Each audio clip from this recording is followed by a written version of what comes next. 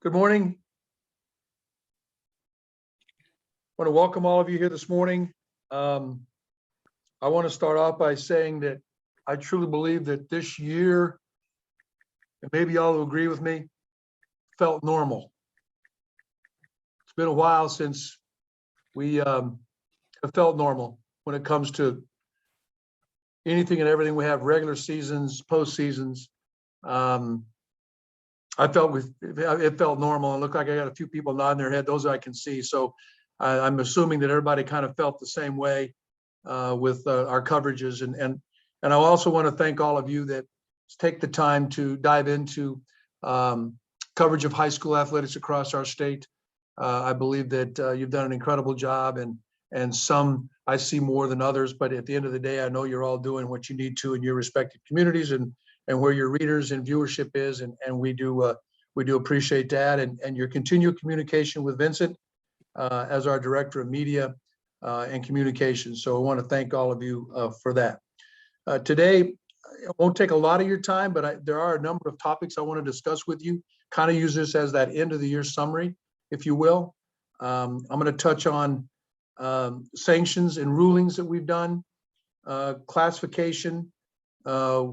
The one big item, I guess, that came out of legislation, which is the transgender bill that was discussed. Actually, I think it was on TV again last night. Some NIL stuff, updates there. I want to talk to you briefly about some important dates, some venue changes, and then also a discussion of select and non-select, which seems to be the topic of the day as we sit here. So I'll start off with some sanctions stuff. To the chagrin of some of you on this call, but to others, not so much. Just depends on who I talk to. In 2018, this office, myself, with support of my committee, chose not to publicize sanctions that were taken on schools. I felt as though that was an in-house decision, but also within the membership with whom I represent as well as protect, that if a particular member school wanted— That's the problem. Hello?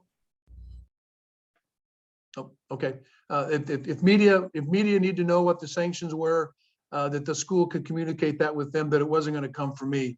And if the membership or member school chose to publicize any information that came out of here, then I've cooperated with you as media people. I've given you what we've got, and sometimes through including investigative stuff. So that's something that's been in 2018.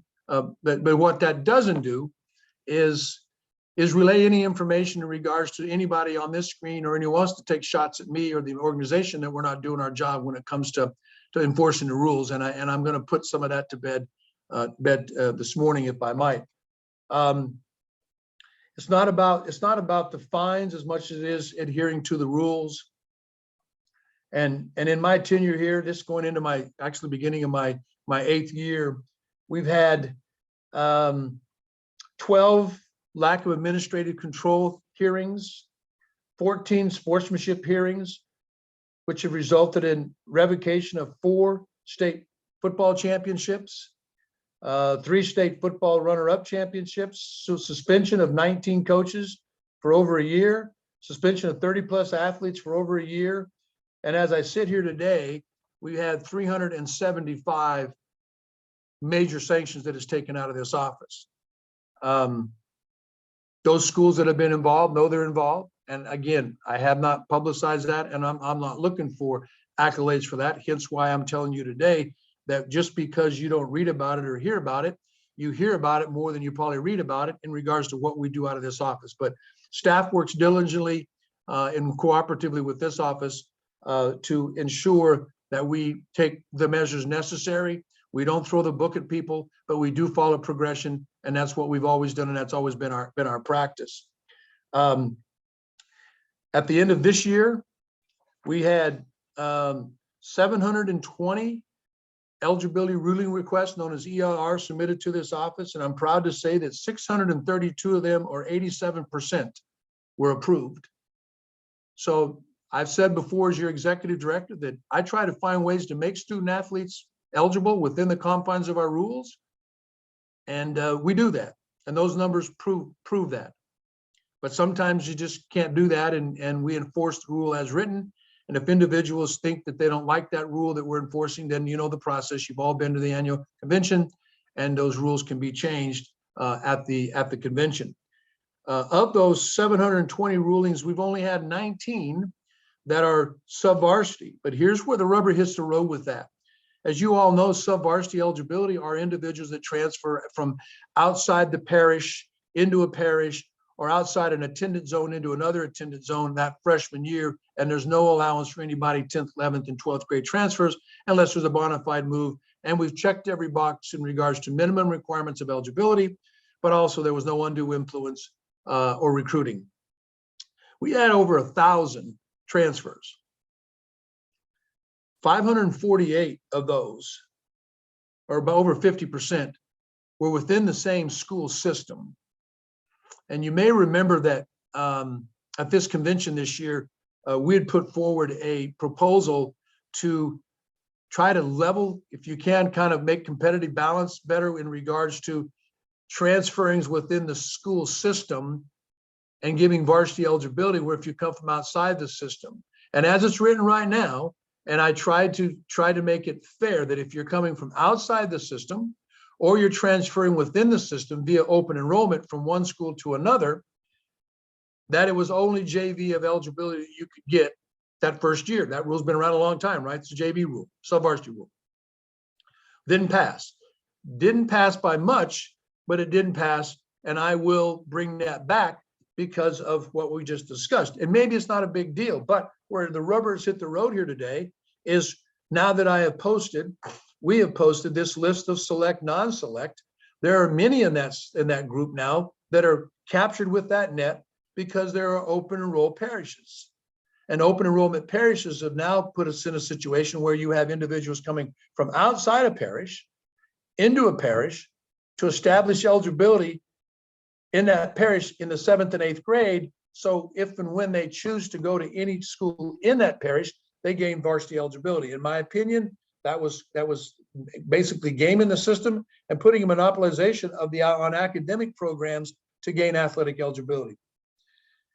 I think I just didn't maybe explain it well enough at the time, but we will bring this back again in January, which will be effective in July, a year from now, if passed, so that it kind of slows some of that stuff down. Because what we have found today is once we submitted that list yesterday of select, non-select, that not only have we had some individuals, not many, but some say, well, if I understand that you understand that we are an open enrollment and it's advertised, but really we're not, and here's why, but if we're going to be, then they should be. And we've had more of those today than we've had anything else. We'll get to that when we get to that topic. We've had 89 homeschool students in some of our parishes across the state. Homeschool participation is allowed. In some parishes, homeschool participation is allowed, but each individual school within that parish has the option of allowing participation or not. So at that point, really, we've only had 89 that we are aware of at present. But we understand that there's also some programs out there that are under the homeschool umbrella, but really they are glorified tutoring programs within a respective parish or parishes. And those students actually go back to their zone school of attendance to participate. Any and all of those grades, test scores, or any achievements positively or negatively that are coming out of those respective tutoring programs or homeschool programs go back and are rewarded or awarded to those schools in which those students are coming from, so that it increases and enhances their overall grade, if applicable, to the Department of Education. When we classify, and many of you many on this screen have been through classification more in Louisiana than I have, but I've been through 4 of them. The one we waited another year because of the 4 major storms and all that went on. So we just classified and we're on schedule now. But when it comes to classification, schools are to submit attendance numbers or anticipated numbers to us. And we utilize those numbers, but we also know that we now have a very good ally in the Department of Education, Mr. Ken Bradford, who has now taken another role in seniority in that in the LDOE, and is a very valuable member of the LHSAA Executive Committee as a liaison to the Department of Ed and Bessie. And we use the numbers that are submitted to the Department of Education. So the numbers we have, correct, incorrect, those numbers are provided us through the Department of Education. So those are the numbers that we use. If there's a dispute, or as you know, you follow the processes in first, second, and third meetings of classification, schools can come to us and explain why they shouldn't be 5A, 4A, 3A, 2A, B, or C, depending upon their classification, depending on their enrollment numbers, and here's why. And in the past, through experience, we would post those numbers, and for whatever reasons, maybe they lost 11 students just to get them under that 2A number or the 3A number. And usually for valid reasons, but at the end of the day, we stay out of that now, and we use the numbers that are presented specifically to the Department of Education, and we utilize those. And when we do that in-house, Assistant Executive Director Michael Federico oversees that process and works the classification and divisions. Have you seen his presentations if you were in the room when we've done classification? So I wanted all of you to understand that when we classify, which is the routine we just went through, our classification is in place for the next 2 years, that we only work off the numbers that are provided to us by the Department of Education and their respective deadlines. We have had to massage our deadlines to facilitate the deadlines of the Department of Ed, and they were using some discretion in regards to when those numbers could be turned in, again, because of storms and other unplanned or unavoidable circumstances that that they were using to help schools get those numbers in. Because you know as well as I, outside of those schools that don't receive the MFP money, which is that funding basis per pupil, the more students you have, the more money you get. And that's basically why we utilize those numbers for classification. I tell you that because, again, as we discuss select, non-select later, this select, non-select has nothing to do with regular season, has nothing to do with classification we have in place and or how the classifications were done, but eventually could affect how division play is. And when it comes to brackets, again, we'll discuss that here in a little bit. Legislative action taken, as you followed some of those bills, there's numerous bills that have to do with athletic training and others. I'm waiting for get information back on those, but the one that seemed to be the one that got the most talk was the transgender. Senator Mazzell, that's SB 44. It was presented last year as a House bill. It obviously had enough votes. The governor vetoed it. It went to veto session. It came up a little short. I was last night, again, was notified that it sounds as though the votes are there. If it would have gone to a veto session, would have been a potentially override on a veto. But anyway, it sounds as though the governor, at least what was reported last night by some of the stations that are on here, that the governor is going to let that lay on the desk and become law without a signature. So it really doesn't change what we've done. Our legal counsel, Mr. Mark Boyer, who's also on this call, had prepared a document and sent it to not only the Speaker, Mr. Speaker, but also the Mr. President of the Senate and those respective educational committees. The stance that we've had, it hasn't changed. No matter what they do, doesn't change what we have in regards to our position statement when it comes to transgender. And I think many of you know my stance on that as well. So the passage of this law is just basically solidifies what we have been doing. And it also protects not only youth sports, meaning youth sports outside of the LHSAA, but also what we already had in place here at the LHSAA. So not much difference there when it comes to the transgender. The important dates that we changed, it was passed at the convention. We were ending up in a position where athletes were being penalized on a timeline issue at no fault of their own. So we have always accepted eligibility ruling requests known as ERRs within the House, that we would accept those and would work those as received. And at times we had a sport already in progress. We were already 3 or 4 weeks in when we would get a request. And then at that particular juncture, if that request required a bona fide moot check, or that request required some other eligibility ruling in regards to review a transcript, or whatever it would take, potentially it's time the athletes were sitting ineligible, waiting for a ruling out of this office. So we were able to, and it passed with good numbers, that now we have deadlines set up on our important dates for when, for fall sport athletes, here's the deadline. For winter sport athletes, here's the deadline. And spring sport athletes, here's the deadline. I'm not drawing a red line in the sand, if you will, on that, but we will take each case with its merit. However, someone may move in after that deadline. Something may happen. We get that, but it changes the stack from, and I'm trying to, if you can see that, from going from 3 inches, it may change that stack to where it's in half an inch. And now whenever somebody calls, we can put a respective case or cases on fast track because of the, it was submitted after the deadline. So that's an important date change, which will be identified when we put that calendar out, but also for important dates. And those dates are going to be listed, and they're listed by the NFHS week calendar, week 1 through the end of the school year. So we've always done that in our handbook, and we'll continue to do so, so that when it comes to those important dates for that, that is something that that will be in check. So in just up front, those are the items that I wanted to address, just as kind of a collective over what we've been doing, not only this year, but what led up to where we are today. We have the opportunity to remain positive and proactive, and that's what we have continued to do, and we'll pursue that as much as possible. When we discussed a number of topics over the course of the last 4 to 5 executive committee meetings, we have had a number of issues that have come up, and appeals. And this will be the last I say about this. The appeals have been in the past, have been done in public, and it turned into a problem. So at this particular point, as I sit here today, I've not had one member school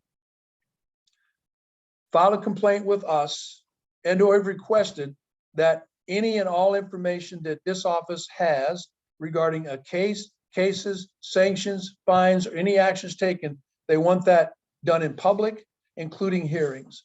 So I'm not going to sit here and apologize to all of you because we don't do that anymore, but we're trying to ensure that confidentiality stays within the LHSAA family. It's nothing to do with any of you. It's just the practice that we've had that's been accepted, and the membership has been appreciative of that. Because the last thing anybody wants, including all of you sitting here today, is if something happens, you make a mistake or something down the road happens, then it ends up being something that is not only pushed through true reporting from many of you, but pushed out on any of the social media platforms, in which once you hit send, sometimes it's difficult to get some of that stuff back. So I'm hoping that you may agree to disagree with me, but at the end of the day, that's kind of the stance we've taken in that practice. That practice will continue. In 2019, and those of you that do, and I appreciate you coming to the annual convention, we had a complete review of our handbook, our constitution and bylaws, done by not only our council, but an outside constitutional attorney council as well, to clean up some of those items in there. We felt, because it seemed like we would always end up, not always, broad brush statement, end up with conflicts, and that happens. But we had 158 items in that handbook that needed to be addressed, whether it be redundancy, not an area where it should be, but it been piecemeal together, and it cleaned up. And I would say at this point, the handbook we have in place, I will put up against any state association's handbook in the United States into regards to what's in it, what the spirit of those rules are accomplishing, and the process in which we did it. Because there's nothing in that handbook at this point that is questionable regards to the process we use through the annual convention. So at that time, there was items that had been moved, and this is my segue into what I believe is the conversation that you all are waiting for as you waited through this, to have the conversation with select and non-select and where we are at this point. During that cleanup, the definition of select was a piece of what is in number 1, which for the record, I'll read that in. Select school shall mean private or public schools that have established academic criterion that is used to determine admission and or retention of its students, which is presently in the glossary. And a portion of that used to read, also had 25% of students outside of your attendance zone that are enrolled in dual curriculum. The dual curriculum piece was the sticking point because dual curriculum by definition, and it had been definition, was individual students to 25% that are attending your school because you are taking dual credits, meaning getting a college credit simultaneously with a high school credit at that school in math, science, and in language arts, or maybe some other content area. That was not the case all the time. That was just 25% coming in for definition number 2, which is the one that the committee approved last week, which was you are going to a school and you can go to a magnet school, a lab school, a magnet school with one or more magnet components, approved charter schools, parish-wide and open enrollment, state recovery district, application-based parish schools, tuition-based schools that establish academic and/or retention-based criteria. So at that time, we took the only area where you read number 1 was in the 4 sports, football, basketball, baseball, and softball, that were split at the time. Initially with football, and those other 3 sports followed. That was the only place where that definition was, and it was not in our Constitution. Council advised us that particular definition needed to be moved to the glossary. So we moved it to the glossary and took it out of where those sports were for the select piece, and it became the definition that we have now. We had a couple of principals in Northern Louisiana that asked where the definition came from. We explained it to them. And why wasn't it approved by membership? Well, none of the items in glossary was approved by membership, and that's coming from council.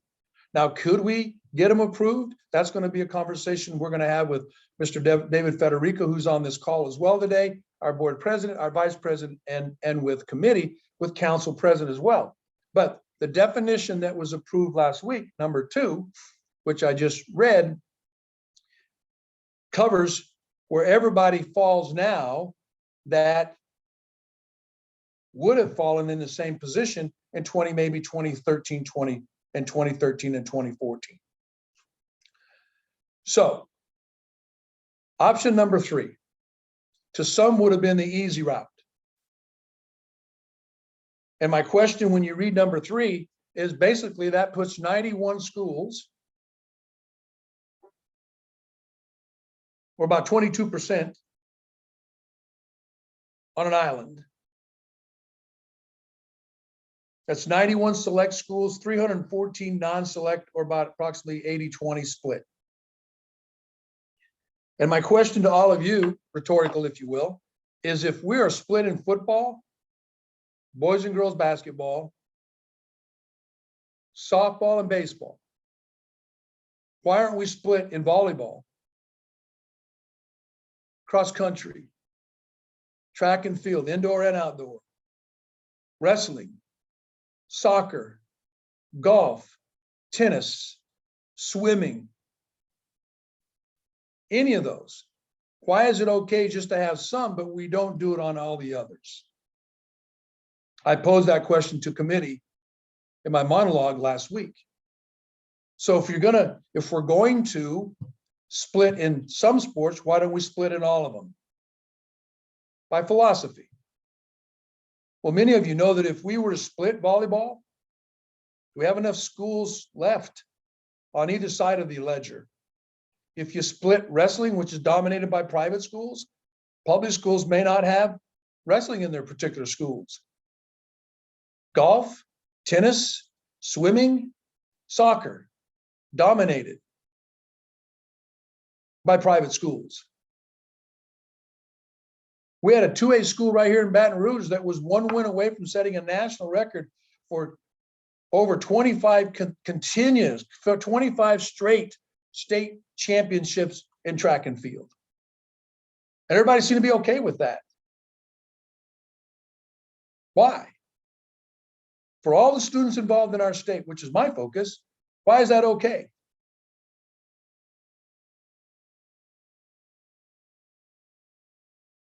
That option wasn't picked. Could have been, but wasn't. Option 1, gray area. No matter who Eddie, it comes to Eddie, by looking at this rule everybody felt as though they had an exception on why they shouldn't be there.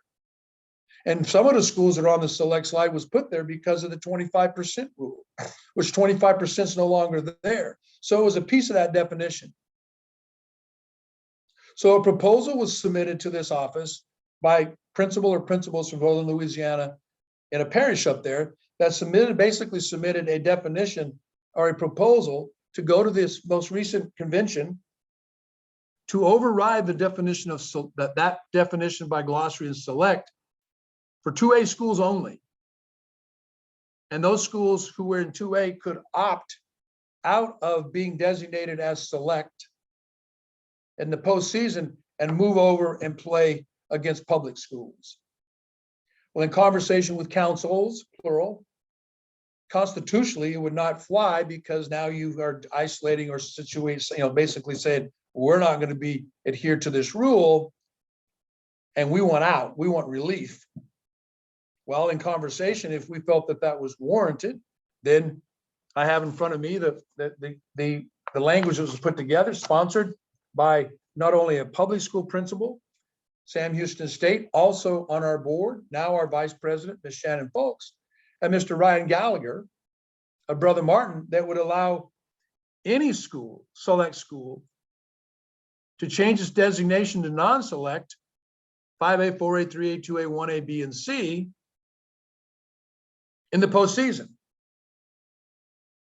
And the perception was this is just a way to get past this around the split. And now everybody can play together in the postseason, which was not the intent. But how many private schools or public schools that are select would have maybe taken this option and chose to utilize it to, and it's a door only opens one way, that allows a private school or a select school.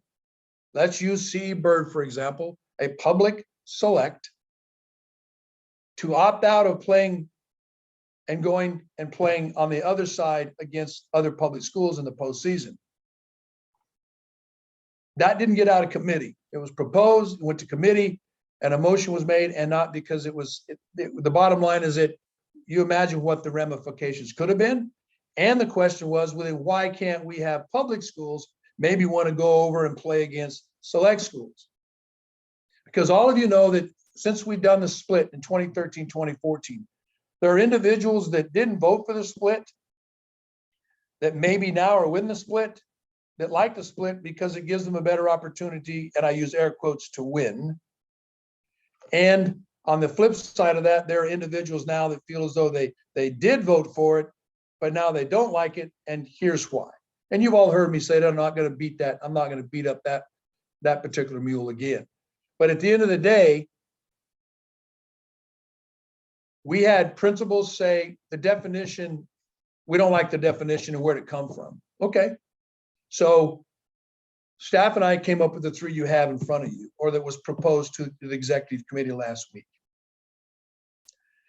As I sit here today, the list I sent out to you yesterday, or you may have a copy of right now, has changed. And here's why. Some schools that fell into the documents that we have that shows that they are an open parish school have notified us saying, well, we're not really, and here's why. Okay. And there are some that said, well, if we are deemed open enrollment, then this parish and this parish and this parish should also be ruled open enrollment, because this is what they do. And actually, we borrowed their policy to do what we're doing.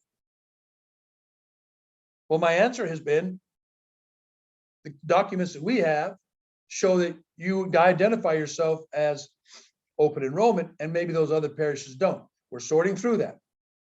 But as I sit here today, we went from 198 select schools, or 48%, 207, or approximately 52% public schools right now as we sit. So if you look at the scale, we're right about here. Well, guess what? Today it's flipped. We're at 52.1% select, 47.9% non-select. And that number is probably going to continue to change, because if you read my memorandum, it specifically states that if you feel as though that you've been placed in one or two of these categories inaccurately, then let us know. And let us know why, and you got 15 days to put it in writing and send it to us. So that list is going to change. So we're not taking that list to the bank yet. But some of you sitting on this call today may know of a situation already. Wait a minute, how in the heck is this school there and this one's not? We can only render what we had on what we had in front of us when we made the decision. Doesn't make it right, but that's what we have at this particular juncture. And that's all going to be subject to change. I want to make sure you understand that. That list is subject to change. But what Eddie's not going to do is every time it changes, send out a new list. But know the list is changing. And know that from the time we sent that list out yesterday till today, we've already flipped where the majority is.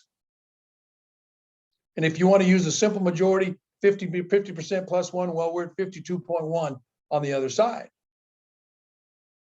Meaning select versus non-select. So we'll work our way through that. But know that the genesis of this came through over time. The last 4 years, the last two classifications, we have sat here and we have tried to do the best we can and make in some cases, the postseason, try to make lemonade out of lemons. And I think that when it comes down to it, and I'm looking at Ken Trahan, and I don't see Ed, but I see him up, and there's others that have been here much longer than I have and know the history. And 2 meetings ago, Mr. Federico actually produced an article that was written back in the 60s that had the same conversation about private schools and public schools in the state of Louisiana. So this is nothing new.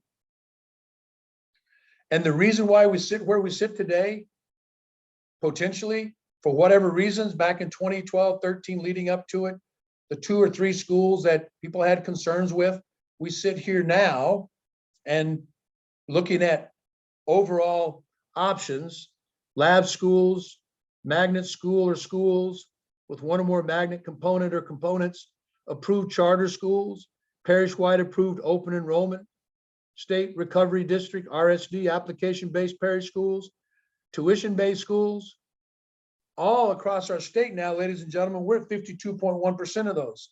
That was not the number back in the day. Were there charter schools back in 2012, 2013, 14? Yes, because I believe at one point, the charter schools were lumped into the select designation at the time. Not to mention RSD and Orleans Parish themselves. And here we sit today with the all-encompassing big net that has pushed us to where we are sitting today with the number of schools that are in there. And some may be removed, some may be added, but at the end of the day, we'll take a very close look at that. But at the end of the day, number one, those of you that lived through the postseason brackets that we've had, I've taken the brunt of that. Staff's taken the brunt of that. At the end of the day, I've charged staff, which they're going to do, in coming with recommendations in regards to once this dust settles and out of this office in late August or early September, we produce the list that shows the select, non-select, and who's going to vote on it and how we're going to get there. Once we get to that point, staff is going to make recommendations to the executive committee on what the brackets should look like. We have 32 team brackets that shouldn't be there. We have 24 team brackets that shouldn't be there. We have 16 team brackets that shouldn't be there. I mean, you all know, you've all lived it.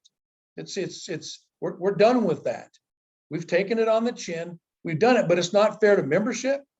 And it's not fair to those schools that are actually legitimately on a bracket having to play somebody, or they get double bye right to the semifinal game and not play anybody. Or in some cases, on the division side, on the select side, you play the same person 4 or 5 times during the year and then travel 160 miles to play them again. We heard you. And this is not about select, non-select, ladies and gentlemen. In my world, this is about all the students in our state. But if we're going to use a specific criteria to make sure that Eddie's school doesn't play this school or this school because they cheat or they recruit or they have ways of getting kids to their school and I can't because I have to play only the schools, the kids that are in my school district or only my school, Well, today I've received 3 emails. What about a specific school in this parish that they're the only high school in that parish? And if you want to play football in that parish, you need to go to that high school. And you can't go back to that community where you came from within that parish.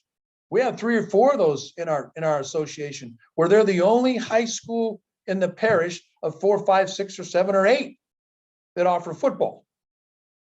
So if you want to play football, guess where you go?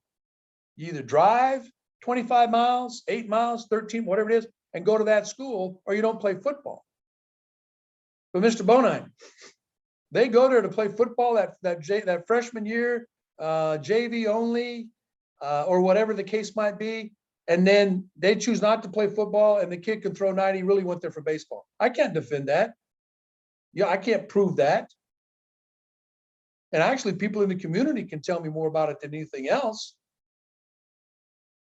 But I will go back to the number I gave you, which was the 548 same school system.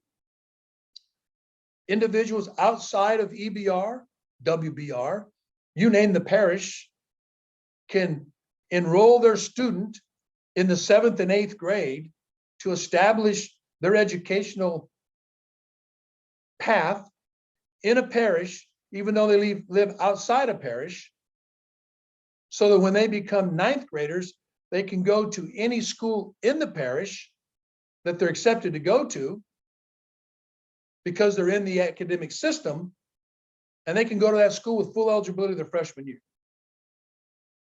That's what we have in place right now. But if you're from outside the parish coming in, it's JV only. And many of you on the screen have heard me say this before, and I felt this inequity, and I still do.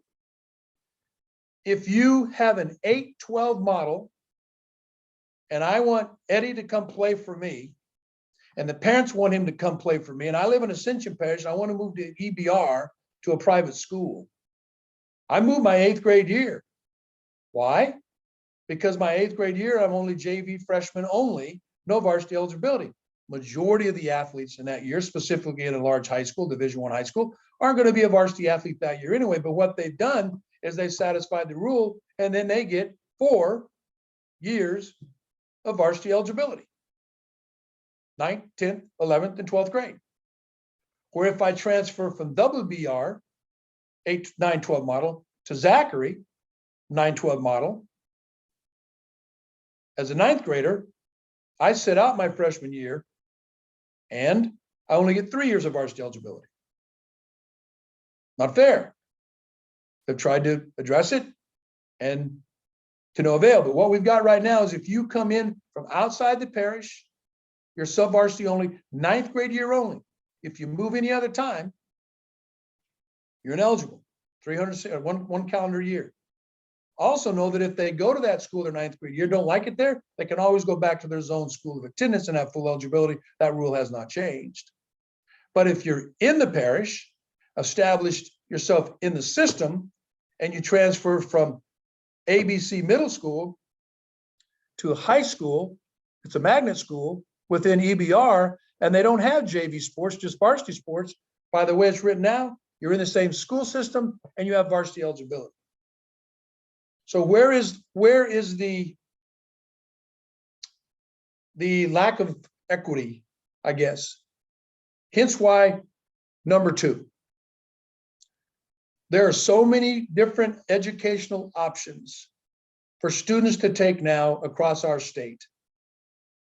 And what we have done, and I say we meaning the staff and the executive committee who represents every school in this state, including five additional liaison positions, is drawing focus to how are these students getting there, meaning how do they go from one school to another inside the parish? How are students going from outside the parish to inside another parish?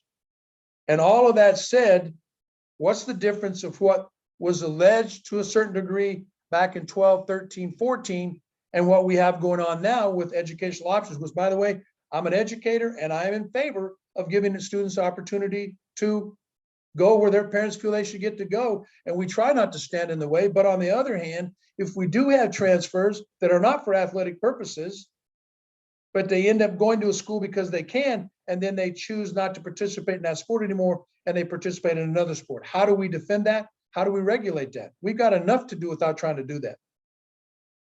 So when this came out, number 2 came out, and we have schools in place now, it's all encompassing to try to see if competitive balance wise, is this going to make a difference? Constitutional 4.4.4 specifically describes things that we can do, we meaning the office and the committee, executive committee can do under fair play, competition, and sportsmanship. In April, if you followed it, we implemented mercy rules under that same 4.4.4, which will need to be ratified at the convention, but is good for this calendar year, 22-23, beginning effective July 1. Because our postseason and other items where people were getting just hammered. And now we have that in place for that. That's a variable of what we feel as though were brackets that need to be addressed. And that's next, is once the dust settles on this select, non-select, under this definition, then we're going to address brackets. And they may look different than what we have, but how do you justify, if we got basically a 50-50 split, I guess is not the term to use, but we have 50-50 select, non-select, we got to address the brackets. And many of you know there's certain sports you don't need, I don't care who you are, you don't need somebody who hadn't won a game or won 3 games and lost 28 to be on a bracket. They don't deserve to be there. And I know I'm going to get heat for it. It gives kids a great experience, but I'm sorry, but having be run ruled or in some cases a game stopped because of the mercy rule, whether it be football, basketball, baseball now, we already have run rules in baseball and softball, that's good for student athletes. And I haven't addressed the concern from membership in regards to what it costs to host those and paying officials and all the costs incurred and anywhere there's costs being incurred. And we deal with that on a regular basis because some individuals don't make enough at the gate in these postseason events specifically to pay the bills. And I believe this will help solve that because we'll have the abilities now to ensure that the brackets, you still may have some weak links. And I made a recommendation, but it was not taken by motion, that I thought that, okay, let's use power rankings to seed a bracket, but winning percentage to put your butt on it. You need to win at least 500% of your, at least a 0.500. Win half your games to get on. Any other entity, collegiate, high school, has a criterion of how many games you got to get into a bowl game or to get into postseason. That was not implemented at this particular juncture, but I truly believe that now with a better balance of schools in both, if you will facilitate that part of it, meaning the brackets, which we will eventually address. In a nutshell, when it came down to it, information that I have and that I've had over the 7 years I've been here on why we are where we are. And in the last 5 years, I haven't done anything to address the split because I was specifically told more than once, how many times we need to tell you, Eddie, we're not changing this. Okay. Well, as well as I do, the committee doesn't author that. Those have come from other principals, including the most recent one where we were going to try to, they were going to make efforts to eliminate the split in 5A only. And it came up a few votes short. But I know that last year we handed out 413 voting devices. We had 413 voting devices at the convention. 357 of them were checked out.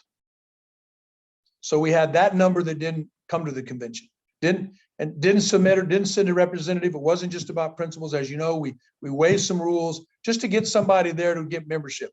So 357 of the 400, a potential 413 clickers, but of the 405 plus membership showed up. 340 voted on every item. 17 who voted at the beginning to check their voting devices worked. 17 chose not to vote on anything, but were in the room. That's data.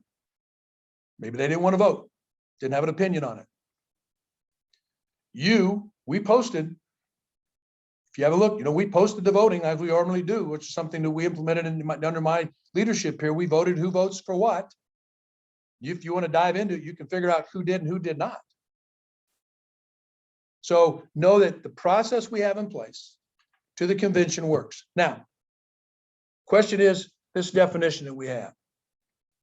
Can the membership come back in January and just change this, pick one of these options? And maybe they have another option. But at the end of the day, from what I know at this point, and it may change from council, is the definitions go into the glossary, which the only place it doesn't need membership approval for definitions in the glossary. Those are for identified cases for what's in the handbook. And the 30 plus members that we have on our committee, representing House of Representatives, the senators, Department of Education, Coaches Association, Officials Association, Superintendents Association, Athletic Directors Association, as well as the State School Boards Association, all represent those individuals and voted for option 2. So I'll get that part ironed out. We will get that part ironed out and how we do that. But as we sit here today, this is in place for 2022 to 2023 on what it's going to look like overall. Also, and last but definitely not least, and then we'll go to the questions and I'll come back and try to answer as much as I can. And I appreciate y'all's patience at this point. We're almost an hour in and y'all hadn't said squawk because I haven't let you. My bad. But I want to make sure you had all this information. Is the committee under 4.4.4 also has brought all postseason championships, select, non-select, back to the same venue. And there were reasons for that. Number one, I want to publicly thank those 3 or 4 individuals that took the brunt of the organization of organizing these postseason events on the select side. But it did not go without continual assistance from this office and this staff. At the end of the day, we don't have enough officials to go around.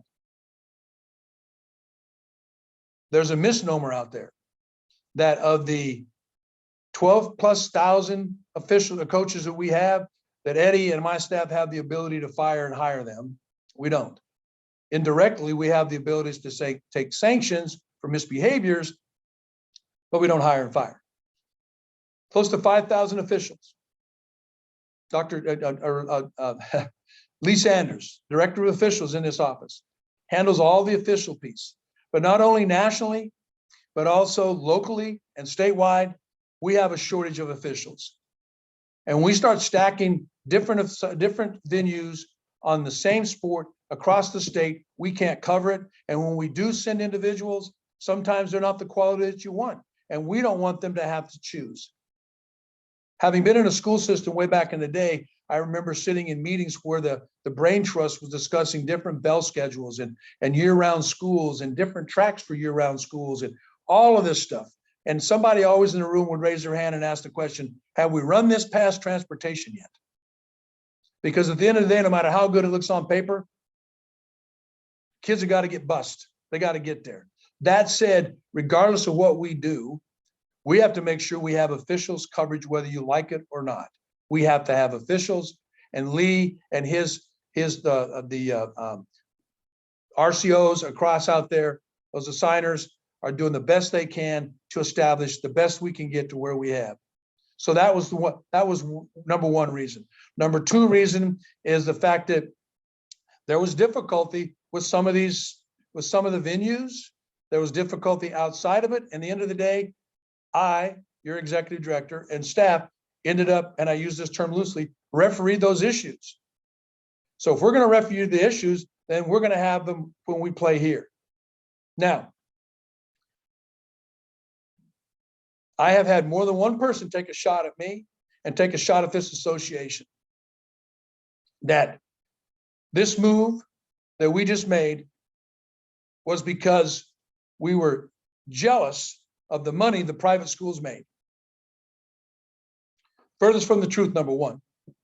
Number two, yeah, they made some money in football. As I sit here today, softball officials and baseball officials still haven't been paid on the select side. Have been paid on non-select, which is what we oversee. So it became a managing issue. And the J. Roths and the Dave Morrows and and Ben at Catholic High and others that have stepped out there and taken the lead and really managed it and basically said nobody else is going to do it, we'll do it. And I probably left somebody out, so I apologize. I believe our colleague at Country Day and I think Ed was involved in the select down in New Orleans at the Hilario Center. This is about trying to make things equitable. And when it affects the entire association, the executive committee represents all the schools, even though some don't think so. But I got to let you understand that those individuals who sit on my committee were elected and or selected, however you want to call it, to represent those schools in which they represent. And I truly believe the committee that's in place right now make decisions on the best interest of the entire association, not just 3A, 4A, 5A, 1A, 2A, B or C, or with whom they represent, but they do it in general, even though it may affect their school with the decision that they're making, and that has happened. But I know, as I sit here today, I've had 4 or 5 people email saying, hey, Eddie, it does say that this is Eddie Bonine Magnet High School, but I haven't had a magnets program in this building for 5 years, nor have I a magnet school kid here. Put it in writing and submit it to us. But why do you still have magnet in your name? Well, there's a reason for that as well. So those are the things we're going to sort through. But I want everybody to know that for this year, we're going to try to add back some normality, have brackets that are respectable, and this all could just blow up at January convention. End of the day, okay. But we did what we felt was best for the entire association. All students. Has nothing to do with select, non-select. And the pendulum is now flopped. We're now with the definition of number 2, it caught a large number of schools. Some aren't complaining. Okay, we'll play. And some are, why should we be? So that's what we're going to sort through right now. But again, as of today, 47.9% non-public or non-select, 52.1% now on the select side. Before we get into the questions and answers, we can take a break if anybody needs to. If not, you're probably under time restraint. I have Mr. Federico, our board president, is on this call. David, I'm done with my monologue. Is there anything you'd like to add at this point as board president, sir? Thank you for joining us. No, not really. And thank all of you all for joining us. And Mr. Bonine has pretty much summed it up. You know, the original split, as he said, what it came down to in 2013, unequal playing field. They have open attendance zones, we don't. Option 2 that we came up with pretty much handles that. We're not trying to undo select, non-select. That's not the idea here. We actually tried years and years ago to go to, okay, we're going to go to parish attendance zones. Well, they didn't like that idea of parish attendance zones. So we're here, we were trying to get the same rules for everyone. The transfer rule as it exists, it hurts the small schools. I can tell you right now, I have a lot of kids who could play, but they're outside of my attendance zone. So all we've done is pretty much got together and said, okay, let's try to level the playing field about open enrollment. Of those members sitting in that committee in the room the other day, there was only 5 who are select school representatives. And yet when we went to vote on option 2, it passed 16-5. I didn't get to vote as president. I only break a tie. So basically, as Mr. Bonine said, and I do believe it, when you sit on that committee, you are not representing just your school. You're not representing your area. You're representing the association. And we looked at it and said, how do we fix this? How do we get it so that everybody is kind of on the same playing field? The vote to bring the venues all back together, unanimous. Even those people who have been working to put on these select school championships voted to bring it back together. Because as Mr. Bonine said, it's all falling on the shoulders of 4 or 5 people. Ryan Gallagher on our committee was the one who had to chair it. It's falling on him. It's falling on Mr. De Palma. It's falling on Dave Morrow. It's falling on Jay Roth. That's not fair to them. And I told Mr. Bonine, I'm a strong believer. If it's going to be an LHSAA championship, it needs to come with us. I mean, I made a couple of those events, but I can't be in 2 places at one time. Staff can't be in 2 places at one time. So hopefully this will work out. Hopefully, I think, and I do believe that the committee made the right decisions. I openly stated I was totally opposed to option 3. I didn't think it was a good one, and it was one that I could not back.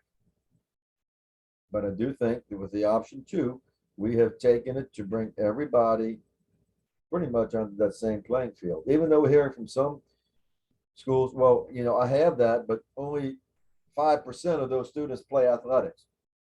Same in my case. All right. The original split came down to private, parochial, and everybody else. But there's a lot of students who enroll in my school who don't play athletics, but I don't have the option of saying how many play athletics outside of my attendance zone. They sit out and they can be eligible the following year. So I think Mr. Bonine summed it up, and I'm not going to take any more of your time. But again, I thank you all for coming and listening, and I'll turn it back over to Mr. Bonine. Thank you, Mr. Federico. Mr. Boyer is on the line on this call. He's also our legal counsel. Mark, is there anything you would like to state at this time that that I had stated inaccurately, or where we are with that? No, sir, I don't think I have anything additional to offer that you didn't already do, or Mr. Federico didn't offer. I think we're good. I think it was stated correctly. Thank you. Vincent, I'll turn it to you. You want to lead the questions and answers, or I can do it however you want to do it. It doesn't matter. I'm not going to mute. I'll wait till we have questions and we'll go from there. Gotcha. If you do have a question, ladies and gentlemen, please identify yourself and then ask your question.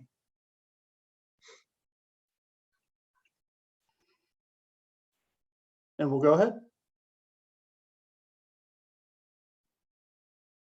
Hey, Eddie, this is Chris Dave in New Orleans. Hey, Chris. When it comes time to put the select schools in their respective divisions, will that be as simple as 5A schools are Division 1, 4A and 3A are Division 2, 2A is Division 3, or will it be you divide them up by 4 and then, you know, top 25% will be Division 1 and so on? What will be the method? Chris, great question. Michael Federico, you on this call? Yes, I am.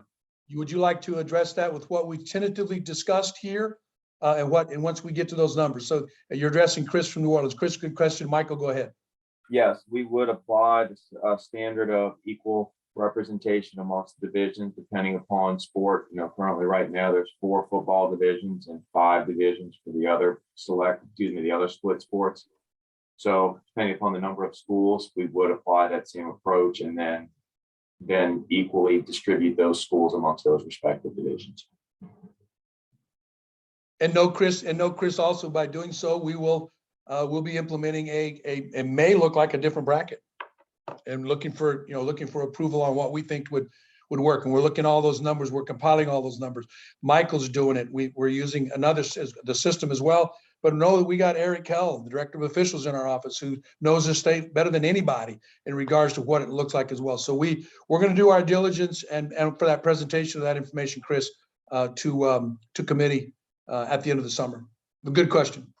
And is it fair to say that brackets will be 16, 24, or 32? Is it one of those three, or could it be something else that's sort of in the works? Well, you're trying to pin me down today, aren't you? Yeah, we're going to use common sense, and I'll go back to Michael. Michael, you want to chime in, because I know that you've been doing this as well.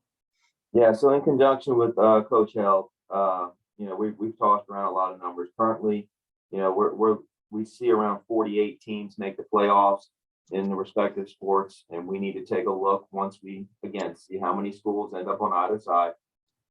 We need to take a look and see how many teams can or should be making the playoffs. If it's 48, then we have to have the conversation of, is it 32-16, 24-24? Really just depends on the number of schools in those respective classes or divisions.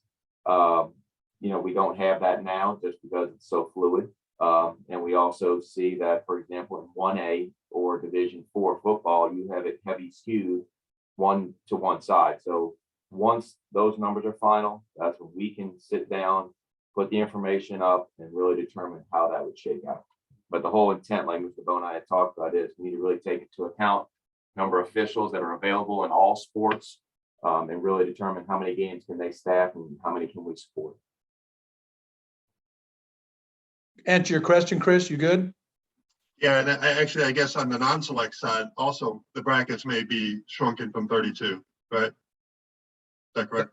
Okay, That is correct. thank you. Next question. Vince, if I can jump in here, Eddie, for you or for one of your assistants, do you see a scenario where, much like you've done previously on the select side with combining classes, if you will, with 4A and 3A became Division 2, do you see a scenario where maybe you do that on the non-select side now to provide some equality in all of this in terms of numbers? Lenny, it's a good question. And yes, we have talked about that. Michael, you want to address that, please? We've talked about it, and again, we just need to wait and see how it shakes out number-wise to determine, what's best for those brackets and how they look for that playoff competition. And Lenny, you know that on some of our division sports, we've done that. We've combined classifications, but we'll take a close look at that. But at the end of the day, depending on how this all shakes out, because again, like I said, we have 52.1% on the select side today. Tomorrow, it may be basically a 50-50. We got to go through the letters and communications coming to us on why individuals may think that they have been placed incorrectly. And we've had some that felt as though that they were honest and said, hey, we're this. Maybe we should, you don't have us on select, but maybe you should be on the select side. Yeah, nod your head. Yeah, we even had that call. So we'll work our way through that, Lenny, but that's a great question. And yes, that's on the table for potentially making combination of classifications if necessary to make it equitable. Thanks, Lenny. Any more questions? Yeah, hi. John Sartori from KTAL in Shreveport. I know that you've been talking about that it's, it depends on who winds up being selected, non-select before you get to the brackets, but do you believe that you will have clarity on what the brackets look like before football season begins, or is there a chance that we won't know how many teams are going to be in the football playoffs this year when football has already begun? John, we're going to do the best we can to have that. And John, thank you. And I don't recognize you. Nice to meet you. I haven't seen you around. Anyway, that said, nice to meet you, sir. Appreciate you. Welcome. We're going to do the best we can for that. That's in August. We're going to try to do the best we can with that, but we don't have our first executive committee meeting until the late of August, early September. That's where anything would be approved to move forward. So beginning of football season, starts early, but we have some schools that participate in August, depending upon. So the chances are no, but we'll be there very shortly thereafter, John, because End of the day, this is all about postseason. And please, if you're writing about this, is that this does not affect classification. This does not affect playing districts, basic districts. It doesn't. Everything stays the same. No redistricting. This is all about postseason participation. And all of you know this, and I would be remiss if I didn't say this. You all know that once we implemented, regardless of the sport, implemented PowerPoints, it changed things. The schedules changed. Other items changed. The PowerPoints are drawing the schedules to the fact where people would communicate to not play somebody so they could play somebody else because it looked like they're going to need more PowerPoints. And then, of course, it has to do with who that person played and who that person played and who that person played, fourth removed. So that part in itself has really caused some concern as well, John, but that's been ongoing for a long time. But I don't think we're going to change that part. But what we are going to do is, at the end of the day, we truly believe that the brackets at the end of the postseason, somebody's going to get left out. That if we'd have been in the format we're in now, they'd have made it. At what expense? And I don't mean expense meaning financial. I'm just talking about at what expense. And I believe that this format will address that. Thank you, sir. Follow-up question, John? No, sir. Just thanking you. Appreciate it. Awesome, dude. All right. Next question.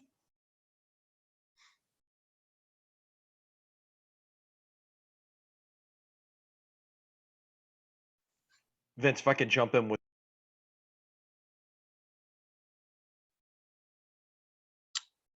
Who was that? I think we lost you. Lenny,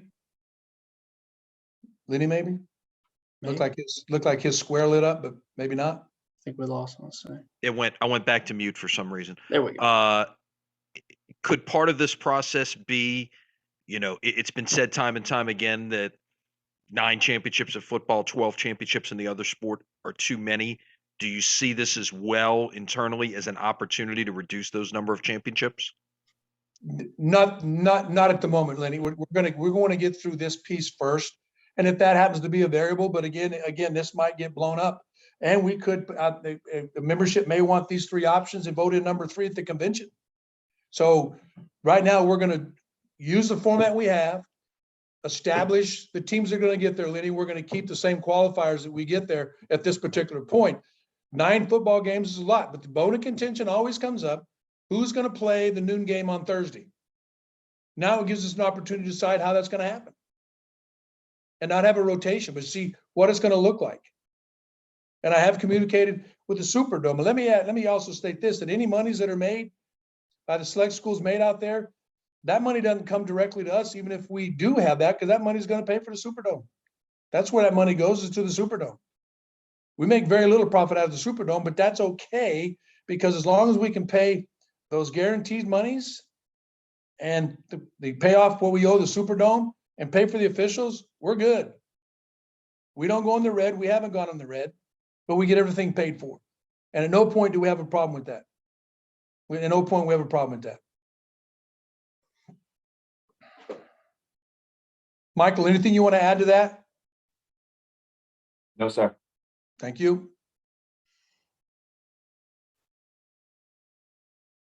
Anyone else? Any other questions for Mr. Bonine?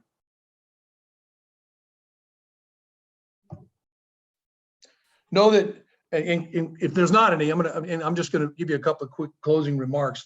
First one is, I can't reiterate enough that how much I appreciate all y'all. And the communication you have with Vince and what you do. I recognize names necessary. I haven't always put names to faces, but we appreciate that. I try to make myself as available as I can. Sometimes I can't. Okay. But we try. And I want to make sure you all know that we submitted. Anybody that says that they didn't know anything about this is just not reading our emails. I know this, that we send out, we have a new format. It's called the playbook. We send out a lot of communications through that. It goes out every Monday. Vince and other staff send that out.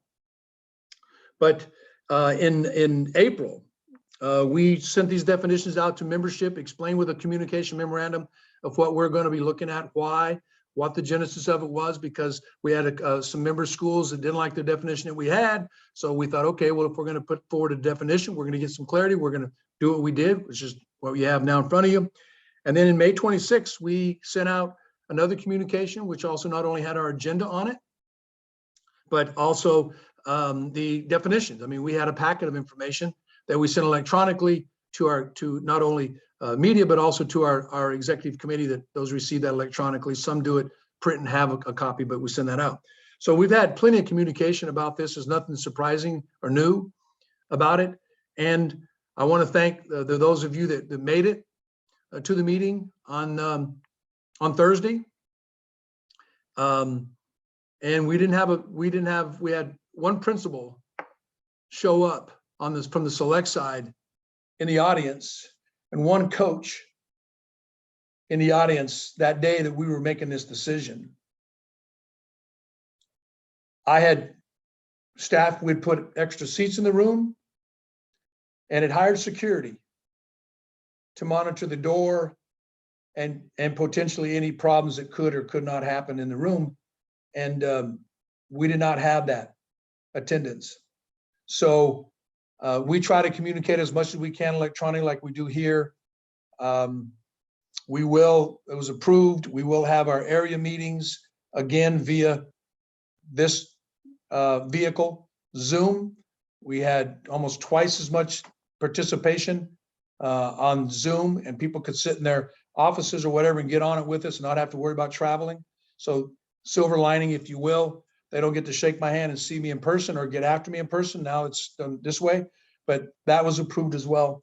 And the format that we used last year for the executive committee meeting will no doubt would be utilized again this year, so that we can get participation from everybody, whether they're a principal or not, but whoever the school sends and can sit and vote without having to go through a proxy process. So those are all positives. Some may disagree with me, but which we want to get as much involvement as we can, as much participation as can. And I'm not just talking about student athletes, but I'm talking about with membership as well. That's kind of my end, if that's the case. So if there's no other questions, Vincent, if anything comes up from any of you, and you want to, and Vince, I see that there was chat down below. Have you been reading those? I have not. Yes. Okay, we're good. Okay. So know that this is recorded. If any of you need a copy, please reach out to Vince. He can shoot it to you. How he does that, I'm not sure, but he knows how. And if anybody has any additional questions, feed them through Vince, get to me. And if not, majority of you know how to get a hold of me. Please don't hesitate to do so, including you young men. Welcome to Louisiana if you're not from Louisiana, but welcome to the Shreveport-Bossier area. And thanks everybody. Lakeshore High School. I'm familiar. Oh, great. Well, sorry for the assumption, John. Sorry for the assumption. Okay. You're fine. Thank you, sir. All right. Anything else, Mr. President? Nothing. Just thank everyone for joining in today. We appreciate it. Counselor? And Vincent, did we have, go ahead, Mark. Anything else? No, nothing that, nothing at all. Thank you.